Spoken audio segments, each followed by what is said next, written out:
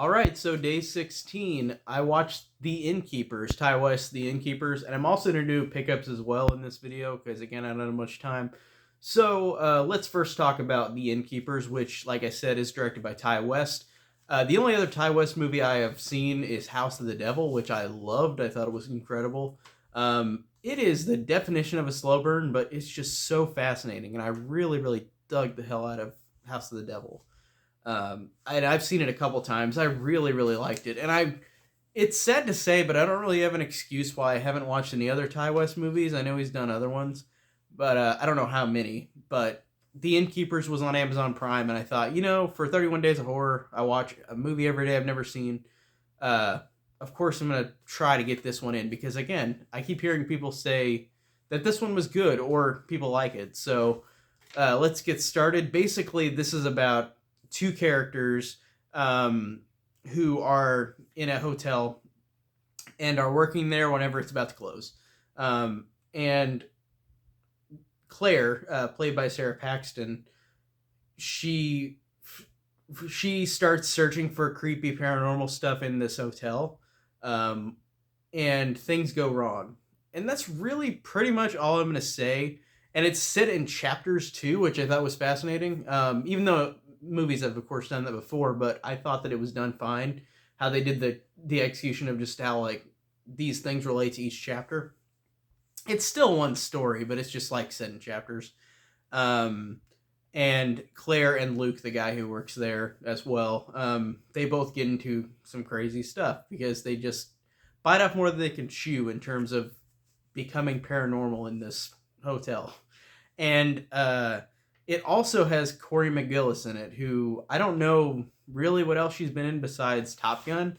I know she's been in other stuff, but she, I think, is a standout here. She's this bitchy, washed out star or actress. She plays this bitchy, washed up actress in the movie, and I really loved how mean she was, and I thought that her performance was really, really good, and it was actually genuinely surprising just how good it was. And again, it's not like I don't like this actress. I just don't know what else she's really been in besides Top Gun. But Sarah Paxton I always like, and I really liked her in this as a chipper, at first chipper, happy-go-lucky, like I want to figure out like these kind of mysteries, like I want to go on an adventure kind of thing, is what she's like at the beginning. But then as it goes along, she gets more and more scared. And I really liked how the performance worked really well with her. I thought she was great in the movie. And I like the guy who played Luke. I don't remember his name. And Corey McGillis. Awesome. I forgot the name of her character in the movie, but she is great.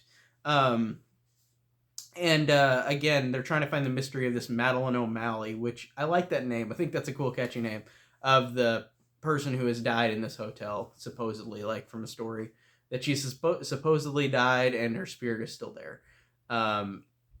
And this is weird because this one is a slow burn, like House of the Devil, but watching this compared to House of the Devil, like, I love the performances in this, but I felt like the movie just...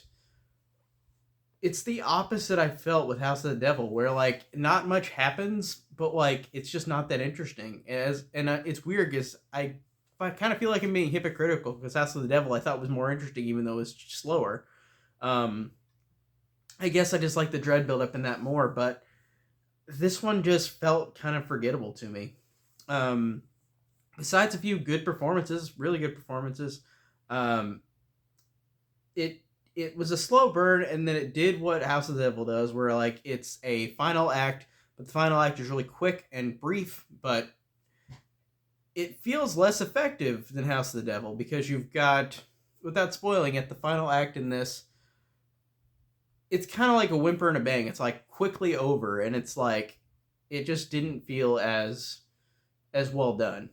And it's hard to explain it because, like I said, I'm trying not to be hypocritical because I really feel like these two are very similar movies, but I just felt like this one went really quick towards the end. Like it was like snap, the movie's over, and like you didn't really, like, you know what happened really, but it didn't really give me that much satisfaction in watching it. Like I thought, besides a few performances, it was kind of forgettable. Like it wasn't bad or at all. Like it was still good, especially for the fact that this guy does know how to build dread and tension, and he does. But I just feel like it was pretty quick. Like the movie overall just felt too quick. Which again, it's a weird thing to say because that with House of the Devil, and I keep mentioning that because I keep seeing those continuous parallels, like how they're very similar movies. But besides that, yeah, I thought it was fine, but it's not anything that I'm going to remember to or really rewatch much. But I'm glad I saw it. I think it was fine. It's just not my favorite out of the ones I've seen of his, the two I've seen so far. But I still thought it was good. So I guess that's all I can say about House of the Devil. But yeah, I've got pickups as well. I've got 3 pickups. One is a DVD for a TV show because I've been watching Family Guy again. I got volume 11, and I am going to go on a rant here. This is volume 11, but this is season 10. The first, I guess, 11 seasons of, or 12 seasons of Family Guy had the volume name on it because season 1 was like 7 episodes, so they made seasons 1 and 2 volume 1, and then like they confused the hell out of everybody with the volumes. But after this release, after volume 11, they had season 11 on, like, it said season 11 on the next one. So they have seasons now, but like it was so freaking confusing. It's the weirdest thing what they did with this.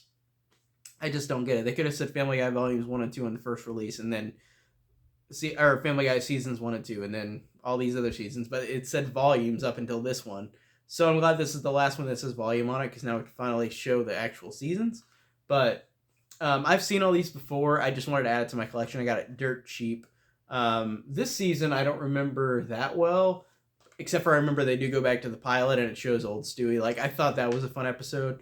But I have seen all these before, and I remembered logging these, so I have seen these ones. I've seen up to like season 12, and then I've watched a couple of the later seasons, but I'm watching them all and logging them all because I want to see all the Family Guy episodes. I want to watch them all because I do love the show, and I really fell off the boat for a long time.